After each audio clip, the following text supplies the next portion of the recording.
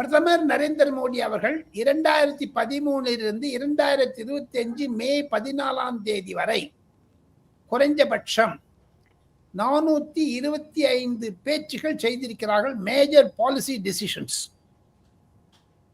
அதுல அருண், சாணக்கிய நேயர்களுக்கு விளக்கமாக சொல்ல வேண்டும் என்றால், பல பாலிசி மேட்டர்ஸ் இருக்குது, நேஷனல், இன்டர்நேஷனல், ரீஜனல் எல்லாமே.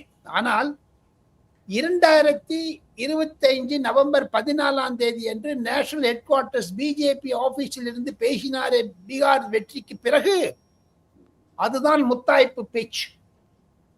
அதில் நரேந்திர மோடி கூறியிருப்பது ஐஎன்சி என்பது இந்தியன் நேஷனல் காங்கிரஸ் அல்ல, இது எம்எம்சி ஆகிவிட்டது என்று சொன்னார். மாவோயிஸ்ட் முஸ்லிம் காங்கிரஸ் ஆகிவிட்டது என்று. அது எந்த தமிழ் பத்திரிகைகளும் வரவில்லை. அது துர்பாகியமான செயல். அதை தவிர காங்கிரஸ் பிளந்த போக இருக்கிறதுன்னு சொன்னார். நேத்தி பாருங்க, சித்தராமையா 3 தடவை பார்த்துட்டு வந்துட்டார் நரேந்திர மோடியை.